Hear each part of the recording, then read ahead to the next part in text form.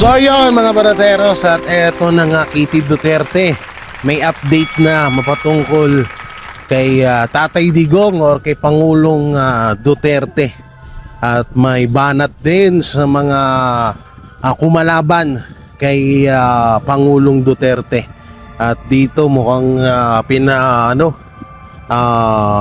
mukhang pinahapyawan etong ginawang viral video, viral joke ni Vice Ganda aka ang tikbalang ng Pilipinas. Tikbalang ng Pilipinas. At dito rin may isang panayam etong attorney ni Vice President Sara Duterte na walang iba kundi si Attorney Michael Puha. At dito nga etong si Karen Davila ay parang tumulo ang laway dahil parang nashock siya. Oo, nashock siya kay Attorney Michael na hindi niya akalain na ganito pala ito katalino at kahit anong gawin niyang paikot-ikot dito kay Attorney Michael Puha at kahit anong gawin niyang paikot-ikot para lang makapagpahayag ba ng ikakasilip ng mga anti-Duterte, talagang hindi nagpatinag si Attorney Michael Puha. At itong si Karen Davila ay nagulat. Oo, hindi siya makapaniwala. Alam natin itong si Karen Davila ay may pagka may pagka mataray. Oo, may pagka mata pobre. Ika nga nila, may pagka mata pobre at may pagka attitude pagdating sa mga interview. So dito talagang grabe ho.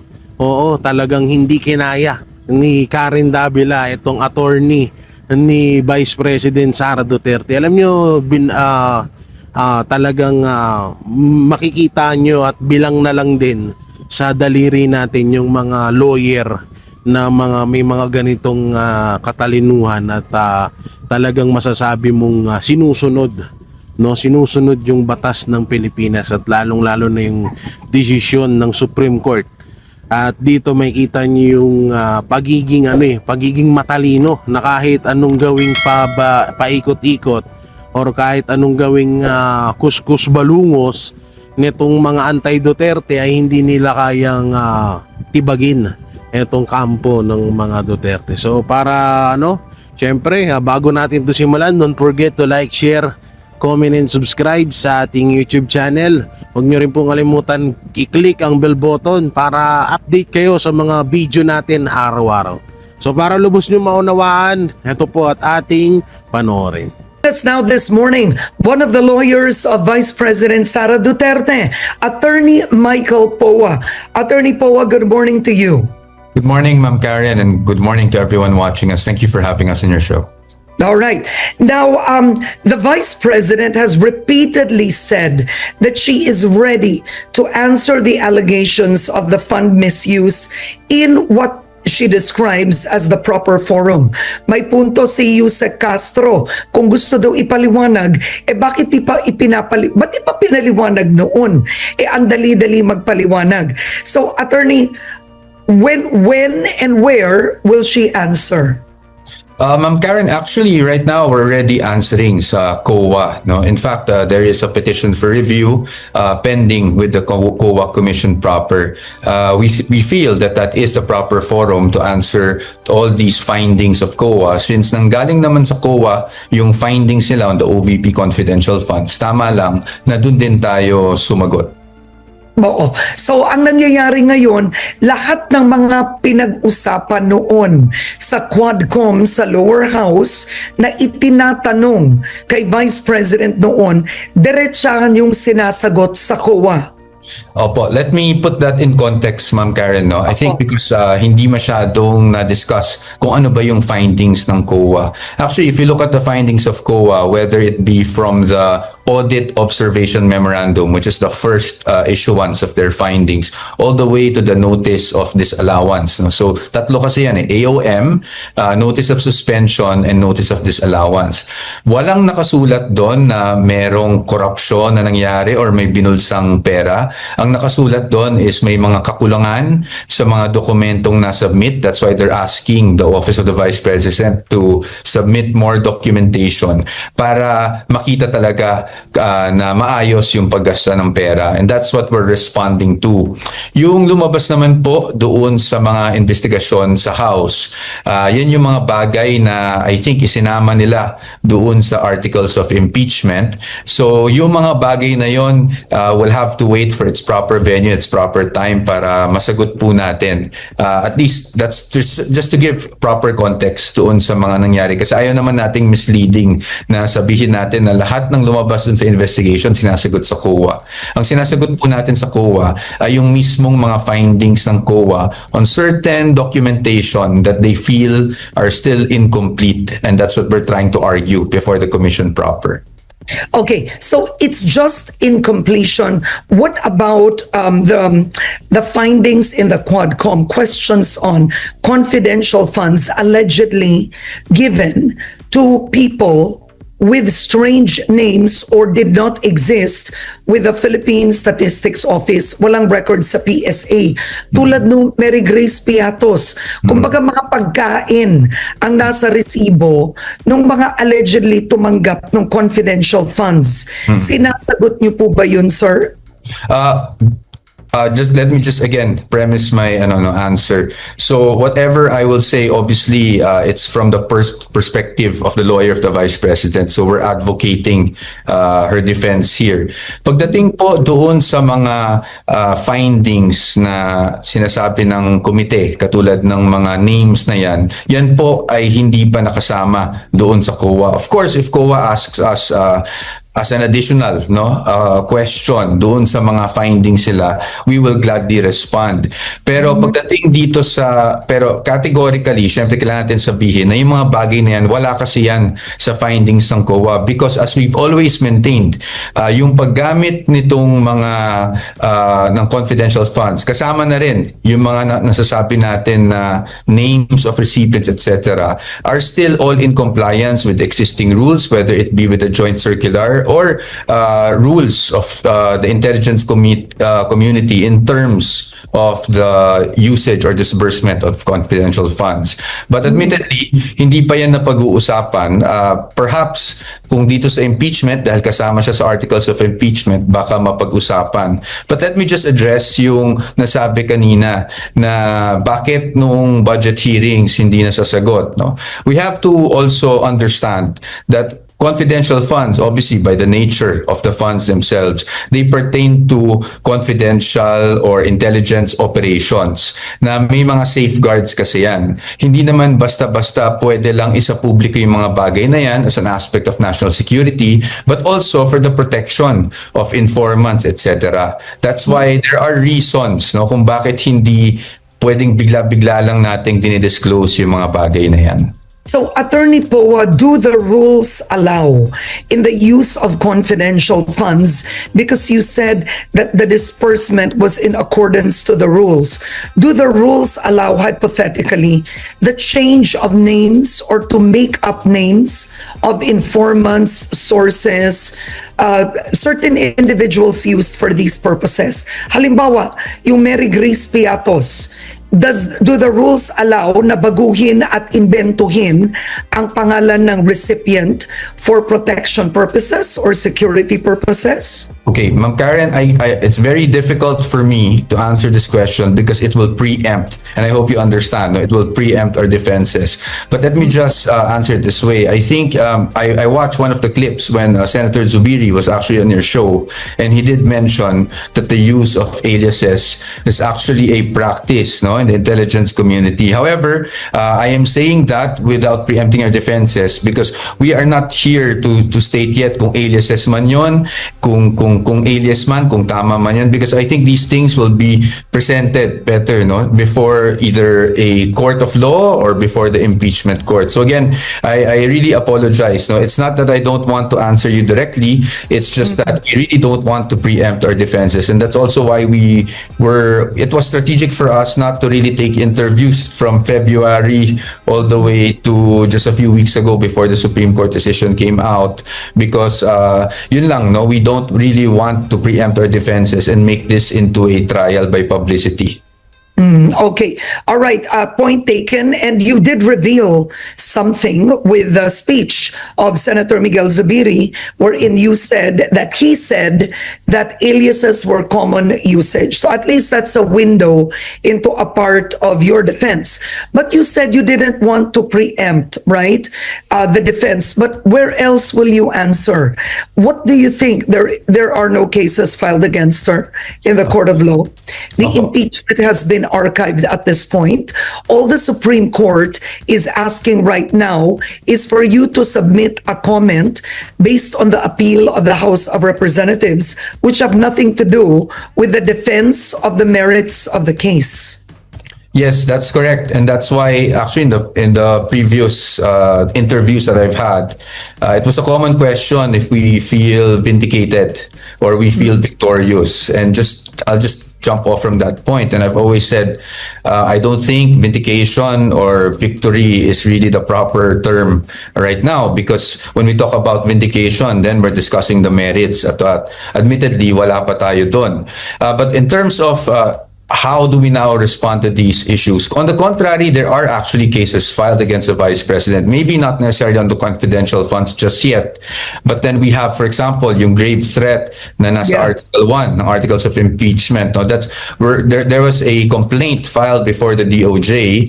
In fact, I'm also counsel for that, and that's why we have already been submitting our pleadings before the DOJ, including appeared in person. Okay. And aside from that, okay, Attorney Poa. All right, your video froze. Let me check if you're still there. Attorney Poa. Okay, we are going to take a quick break. We will be right back. Okay, wait. Yes, Attorney go ahead. Poa. Okay. Continue your. Sorry. You were saying that because your video froze and we lost you. I'm Go sorry ahead. about that. All right. Internet problem. Go ahead. You were saying that essentially with the first article of impeachment, there is a case filed against her. Yes, before the DOJ, there's a complaint filed against her. It's undergoing preliminary investigation right now, and we have been responding to that. Secondly, let's not forget that there's also a case before the Ombudsman. And that's precisely based on the findings of the Committee of Good Government, or the House Committee on Good Government. And that was actually, they submitted their committee report to the Ombudsman, and the Ombudsman has already issued an order for all of the named respondents to submit their respective counter affidavits. We're talking about criminal liability as well as administrative liability, and partly kasama dyan yung confidential funds. So that's probably a proper forum also to address the issue. And then lastly, as we all know, the Supreme Court decision really talks about the 1-year bar, which means that by February 6, 2026, if in case the Supreme Court does not reverse its ruling, again, there is a big possibility, maybe even a high probability, that a second round of impeachment complaints will be filed. So that's why tayo sa defense team, we hindi pa tayo natatapos, no? We still, our preparations are still ongoing, because again, there's that high probability na magkakaroon ng second impeachment. Okay, but what do you make of the Supreme Court decision? You have the Philconsa saying that the Supreme Court has overstepped. They've gifted themselves with extra powers. In effect, they've added requirements to the impeachment that are not stated in the Constitution itself. So if another impeachment complaint is filed against the Vice President in February, how do you see this changing? What difference would there be now, Attorney? Well, because it has always been our position, and again, I have to clarify that it's because when I say something, kasi ang problema ngayon, ang daming kumukomento, ang daming opinion, and sometimes the way it's said, it's like it's a matter of fact. No? But we respect all opinions. I want to make that clear. Whether it's aligned, their opinions are aligned with our position or not, we have to respect them. That's the beauty of democracy. And we even listen and try to hear out those opinions. Pero pagdating dito sa Supreme Court ruling, from the get-go, it was always the position of the defense that the fourth impeachment complaint, which was transmitted eventually as the articles of impeachment, is in fact void because it is unconstitutional. That was always our position. That's why we filed the Supreme Court petition. Now, in terms of And judicial... on what basis, just for our audience, on what basis did the defense believe that the fourth complaint was unconstitutional? Because actually, interestingly, I actually have a copy of the petition that you filed in the Supreme Court. But for our audience, please state why the defense believed that the fourth was unconstitutional, which, by the way, the fourth was the one signed by Congressman Sandro Marcos, right? Yes. First, he was the first one to sign that. That was the one signed by a majority of the House members, and that was the one that was transmitted to the Senate. Go on. Yes, on the basis of the one-year bar, yun talaga yung basis natin because we believe that there was a grave abuse of discretion on the part of the House when it held on to the first, second, and third complaints which were filed way back December 2024, and under its rules, those complaints had to be transmitted immediately to the Speaker. Ang pakiramdam pa lang namin noon is there was already grave abuse of discretion there because it was a deliberate act of really holding on and freezing those impeachment complaints kaya hindi na transmit kaagad. And we feel that actually because there was grave abuse of discretion on the part of the House, that triggered the one-year bar. It's just, of course, I'm simplifying the arguments that we made, but basically, ang argument talaga natin is the fourth complaint has been barred because of grave abuse of discretion on the part of the House. Okay, but the Supreme Court decision, didn't it say that the House actually followed the transmittal within the 10 days? The order of business within the 10 session days from the time it was endorsed. The Supreme Court did state that they followed that with the 3 complaints, correct? Correct, but the Supreme Court also said that there was in fact grave abuse of discretion because the act of the Secretary General in transmitting immediately yung mga complaints to the Speaker was not subject to his or her discretion.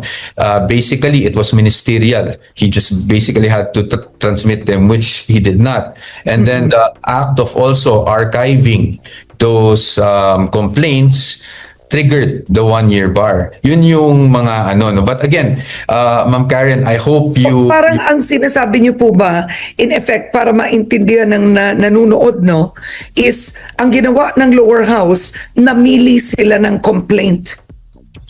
Yes. And, Parang ganon, namili sila. To cut it short, sila yung namili. Oo, parang ganon.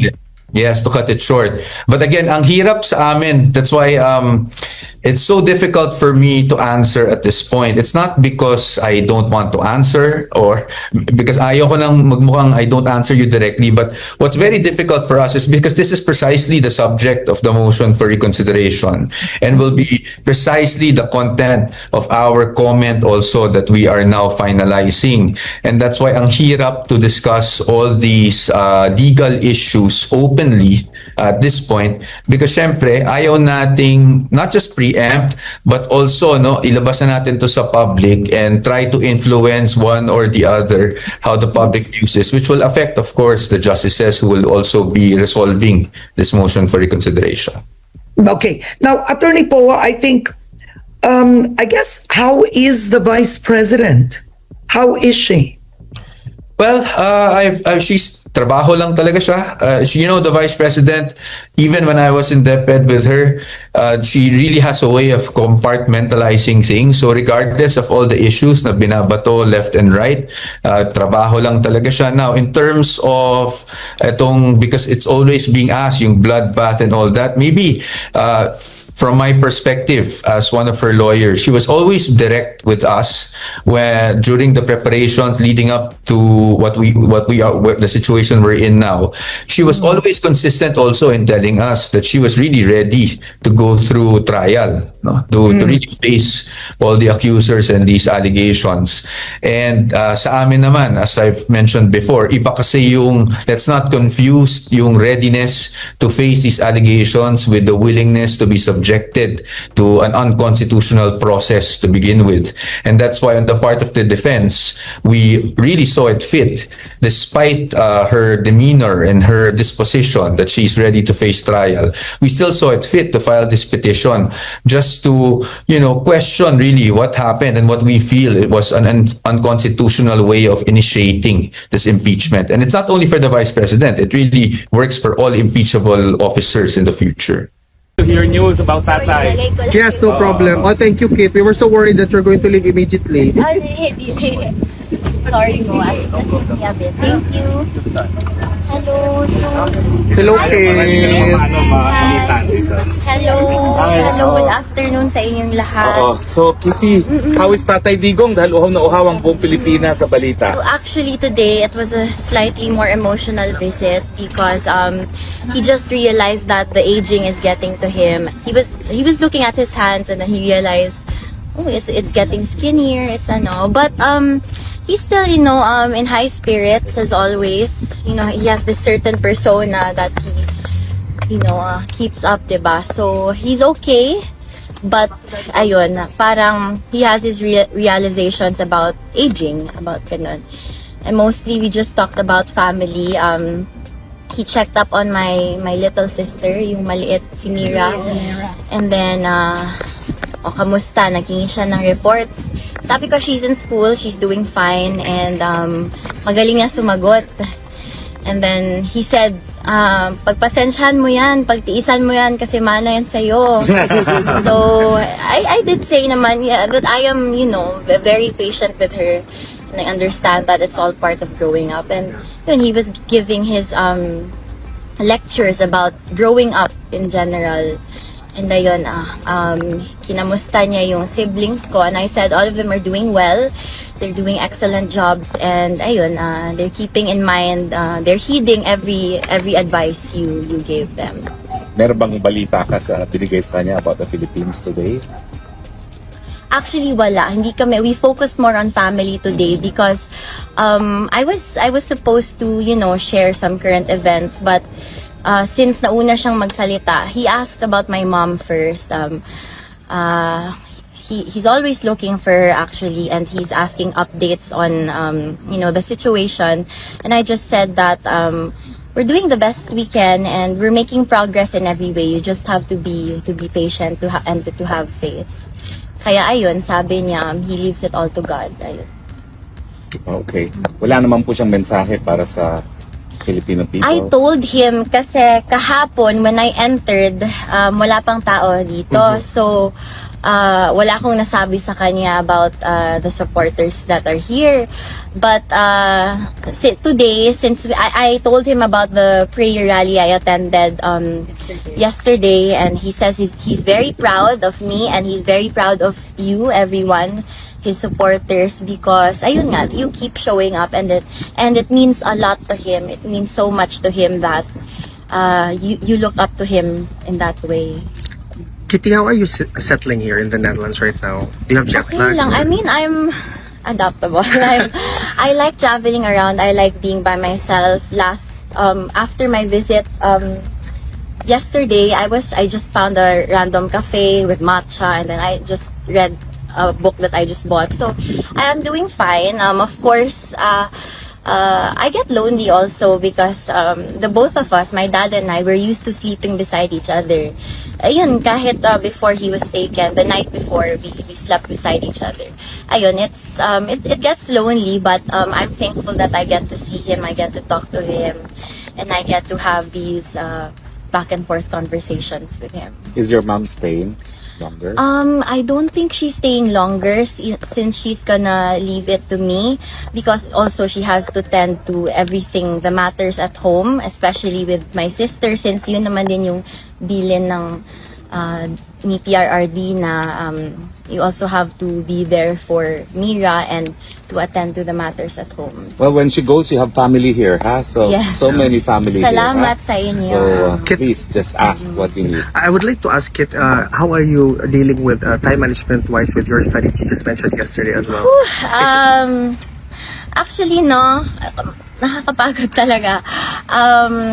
Lately, I've been getting less than 8 hours of sleep. So, but I try my best. I can't say I'm the best at everything, but I try. And yun lang naman yung hinihingi ng parents ko, especially my dad. As you've heard from his previous speeches, he was never an overachiever in school. So, hihingi nila sa akin, just pass and try your best. Try your best. And yeah, that's pretty much Are what you I'm in doing. school while here at The Hague? I'm currently on my break. Right. Did they also talk about you becoming a lawyer in the future? Secret. Well, ano naman with my dad, kasi he respects my my plans, my desires. If he does encourage me to he persuades me to follow certain paths, but when I tell him, parang ito yung gusto ko, I want to do something else, this makes me happy, he would say, okay, just make sure to finish school. And he told me so many times before also, and again, just long as you finish school, after that, you can do whatever makes you happy. Yesterday you said he's wearing a white beard. Is that Yes, still Choice there. niya yun, choice niya yes, yun. choice niya yun. I asked around inside and he said, they said na he doesn't want to shave. Okay, parang okay naman. Did you ask him about the beard? I told him that he looks like this Chinese philosopher Confucius. Yes, yeah. Si Confucius yung puti lahat. So he just laughed. We laughed about it. He joked about Confucius being his uncle. So ayun still we're still making light jokes and ayun. And even the people inside, they tell me that he's a very funny guy. He's a very funny but humble guy. Are you able to give him Diet Coke and snacks? I wasn't able to give him today, but he did request for 7-Up, so I'm going to make sure that I tend to that as soon as possible. But for now, I was told that he has 24 cans of Coke in his room. Okay. So, Stock tayo. As Veronica Kitty Duterte, what's your message to the entire Filipino people supporting your father up until now? Five months already past. ayun, it's still the same for 5 months. All of you have been very consistent with your love and support. So I would like to thank you over and over again. And as much as I can, I want to thank you and express my gratitude because, sometimes it surprises me. Even people who have no personal relationship with him, they have this immense amount of love and admiration and respect. So parang, wow, parang sobrang overwhelming, but at the same time, it warms my heart so much. Kaya, as his daughter, I would really like to thank every single one of you. Do you have time for photos? Kasi pwede naman yan. Okay, ganito ha. Let's Wait lang, attorney. Yeah. Yung visiting days is still the same? It depends, ma'am, because we do have to arrange it beforehand. So it depends on who's gonna visit. Yeah, but it's still 4 days. Yes. Yes. and tomorrow you'll be here. Yes. Okay. Okay. Thank you, So, Thank Welcome back to the Netherlands. Hi. Can we? How's tatay?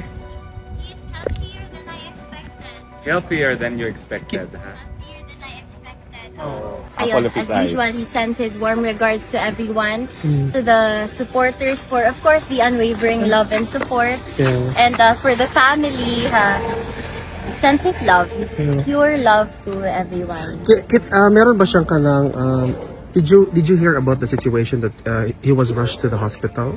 Yes, but he is okay. It's just the, his routine checkups. Routine. Okay, I see. Thank you for Because, clarification. as you all know, he is old and not exactly in the best shape, but he's okay. Actually, I expected him to be more frail, but he's not. He's doing well.